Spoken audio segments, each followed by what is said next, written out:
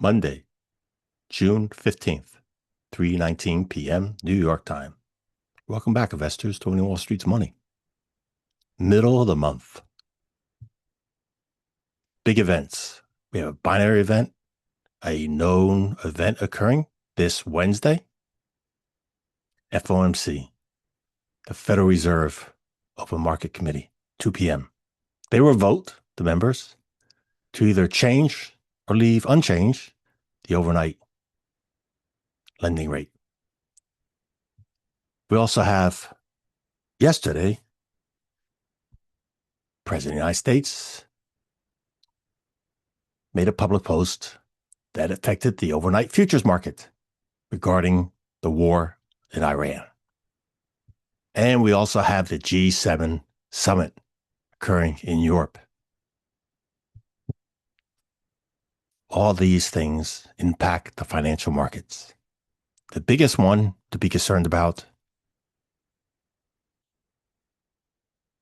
in comparison to the expectations are the FOMC meeting. The market sentiment is very likely they will leave it unchanged. Not lowering it, not raising it. Some of the concerns are, looking here, the current information, U.S. government spending. $56 billion increase. Has increased. $56 billion spending. I'm showing you the negative because there's a lot of degenerate people in the media and politicians that focus on the money they're raising. Well, we're not raising enough money to pay down the debt. We're only paying the interest because we're spending more money. That has an impact on rating agencies that rate U.S. Treasuries, the IOUs, which we'll get to in a moment. The debt, the national debt,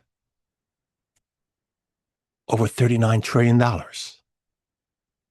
And we added another $220 billion since I last showed you this. So we have the spending increasing. We have the debt increase. We're only paying the interest on the debt.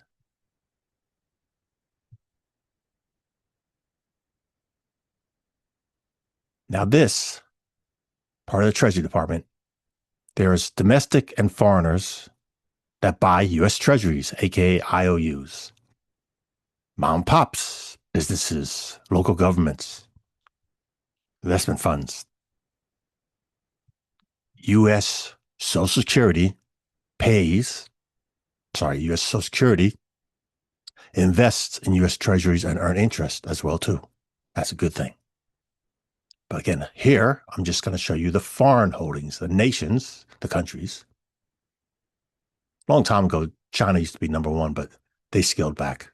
So we're looking at recent data, as recent as March, the first quarter of the year. Japan, number one in March, buying the most U.S. Treasuries, IOUs, earning interest. Number two, United Kingdom. Number three, China. Again, China used to be number one. They scaled back. And then you go on your own to see all these other countries down here. Yep. So the ranking changes periodically, but the top three have been solid for a long time. And we're going to also show you currencies, because as these countries buy U.S. Treasuries, they have to convert their currency into U.S. dollars. That's a bullish bias for the U.S. dollar. Yep, short-term goosing up, increasing the value of the U.S. dollar. Well, that means these countries are investing less of their own money back in their own country. That could have a negative impact too, if they need to improve their bridges, their highways, their infrastructure, salaries, runways, so many things. But again, for some reason, geopolitically, they choose to buy U.S. Treasuries. There's different durations. That also hurts them. The United States rather carry a large debt than invest in other countries. So I say that because so many people watch and repeat misinformation. When the United States helps other countries financially to fund their military equipment or their domestic infrastructure, we're not giving them cash. So that's been a lie for a long time. We give them a credit line and they have to buy U.S. materials, creating jobs in the United States, such as example in the Ukraine war. The United States is not giving cash. They don't have slush money. You can check and verify right through the Congress, public information. Congress, the president signs off how much they're going to give them. That money goes in a trust fund, similar to a trust fund in the United States. And the purchase comes from the U.S. manufacturers, and the U.S. manufacturers make that money.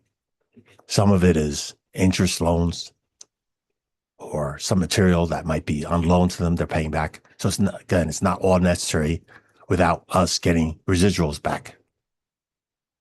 And that's also in many other countries too, for the longest time. Now, with their own money, they can certainly buy materials from other countries, which some of them do, but some of them still select to buy Americans. So the point here is understand, look at the first one, Japan. Huge increase. I'm going to show this right here. Why? Because this column 03, all the way over here to the right,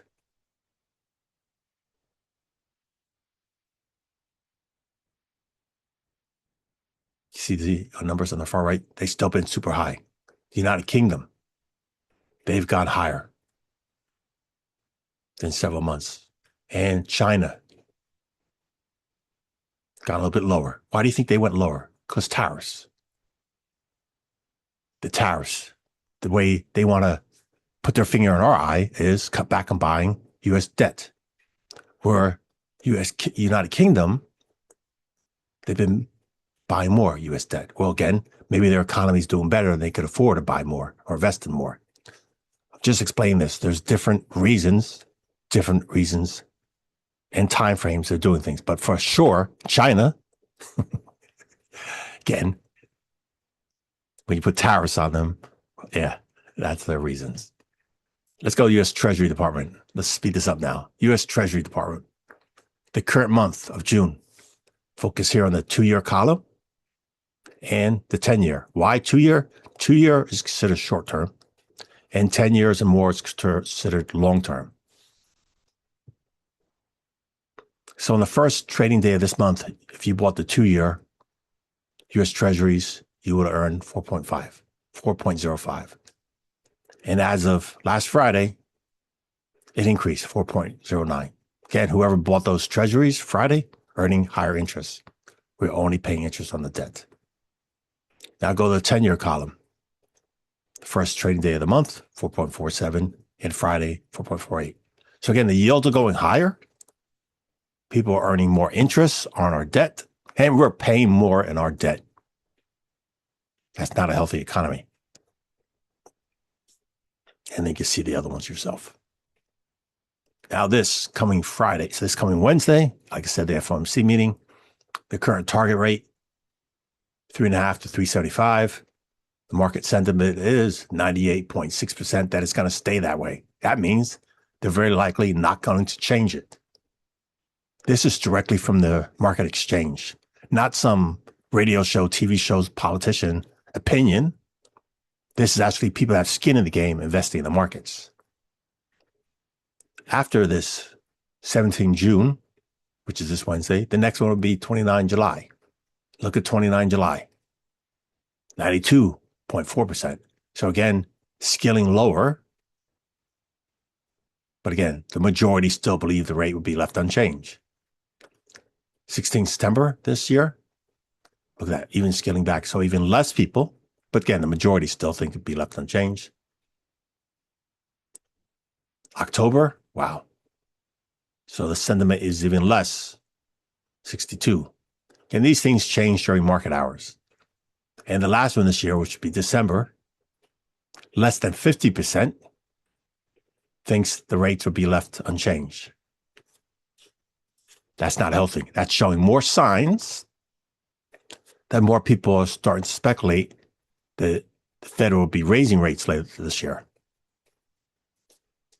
Again, there's a lot of time ahead for the economy to improve. Let's go to the financial markets now, the charts. We're going to look first at the short-term yield, the 2-year yield. I explained that earlier, but I'm going to show you in charts multiple timeframes. We're going to look at 3 timeframes. The far right is the monthly, the middle, the weekly, and the left is the daily. Obviously, the higher time frame, the monthly, has more data. First, the one on the left, daily. When the yields are facing up, again, that's higher interest rates. So look at the far right monthly. It's trending up. The middle chart, the weekly, is trending down, and the daily trending down. But we're very close to the highs. Let's go on to the next.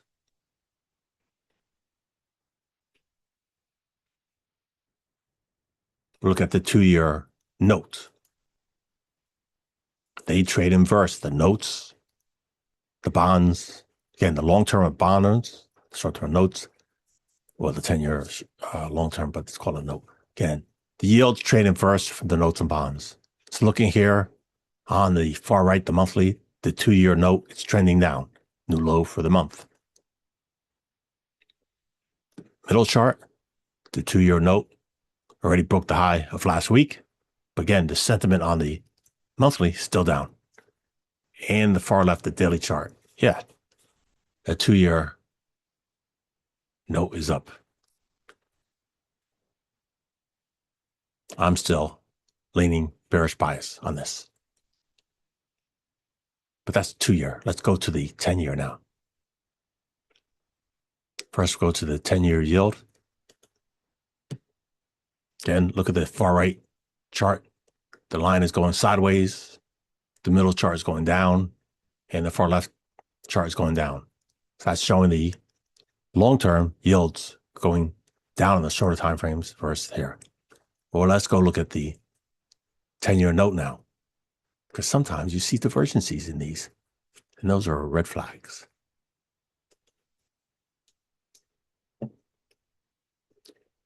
Yeah, the 10-year note, we're still inside the range of last month, but the trend is still down. And the weekly chart broke the high of last week and already trading back inside. And the daily chart, we're making a higher high, higher low, and already forming a bearish pin bar. So what this representing to me is, again, yields are remaining high and may go higher. Let's go to the US dollar index. When the short-term yields and the Federal Reserve make policy, that has a big impact on the US dollar. When the Fed raises the overnight rates, that often is bullish bias the dollar, and the inverse the other currencies, all these trade ideas. So look at here on the far right, the monthly. Yeah, the dollar's higher, high, high, higher, low, trending up. The weekly chart, we gap down overnight, and we're in this midpoint, a bullish area. I may be adding more bullish positions to my dollar position. I'm still bullish my dollar position. And the daily chart, yep, lower low, lower high. We're in a demand zone, and buyers are stepping in here. You see that wick? Nice. Now, I'm going to show you 6 grids, several financial instruments. All of these are on the daily time frame. The far left column are the yields. The middle column is the notes. And the column to the right on the top is the US dollar. And on the bottom is the S&P 500 futures. So starting on the top left, the 2-year yield currently trending down.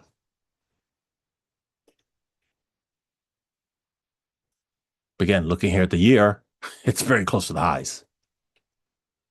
Okay. And then in the middle, we have the 2-year note. It's trending up, but again, for the day, it's already back inside the range. And take it for the year, yeah, it's trending down. So again, looking at a small time frame can be easily misinterpreted. The yields are bullish, the notes are down. The dollar is down for the day, but I just showed you on the other charts how it's looking on the higher time frame. Now on the bottom left, the 10-year yield is currently trending down. Again, 10 years the longer term, and inverse, the 2 years the short term. But again, when we go here, look at the 10-year for the 1-year chart. Very close to the highs. Now in the middle, the 10-year note. Yeah, just shy of taking out that swing high there. It's already showing weakness, big wicks on top. Again, compared on the yearly, it's bearish. And the S&P 500 futures gapped up overnight Sunday, made a new high for the year, and having a wick there. Makes sense. Short-term goose. How do you think it's going to change later this week with the FOMC meeting? Or let's go to currencies now. Look at the broad currency market. The major currencies. Again, strong dollar inverse the other currencies. 5-year chart, the euro. Now that the president is in Europe for the G7, you have several currencies. Might be more reactional today. The euro. Gapped up overnight. Higher high, higher low. Huge consolidation here. Not looking all that defined what it wants to do. A lot of whipsaw here. Japanese yen. Last week, made a new low for the year. It's in this demand zone. I'm not buying here yet. Nope. And currently for the week, already took out the high last week. Big difference. Look at the Japanese yen near the lows of the past 5 years versus the euro, much better. So if you're bullish, this is not the one to be looking to buy if you're investing. And the British pound, similar to the euro. There's the low in the bottom left, and it bounced up overnight. So it's trading above last week and already forming a bearish pin bar. Again, these weeklies won't be done till Friday. And this Friday, United States, is a federal holiday. Markets are closed. Okay, we're looking at now at the Australian dollar.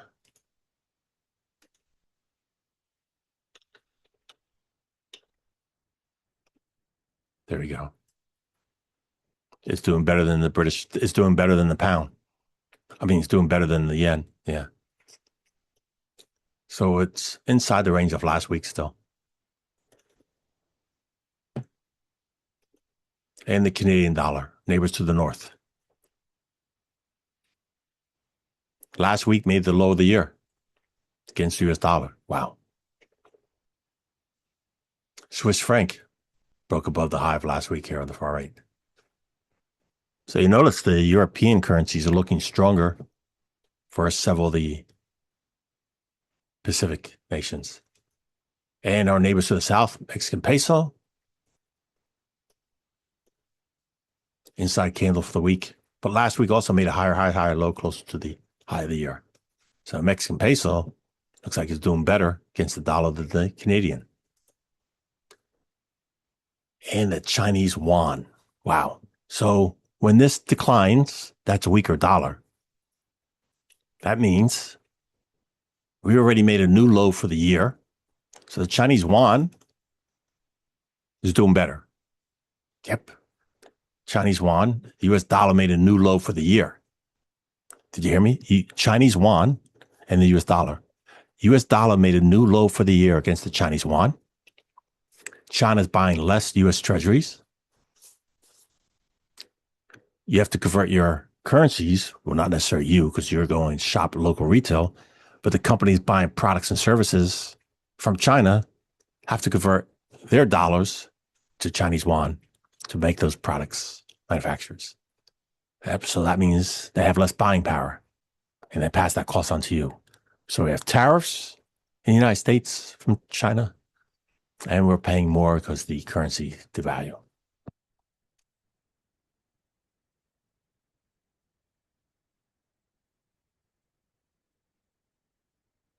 Thank you as always, spending just a little time with me. That's it for the video. Thank you for watching. Thank you kindly for your support.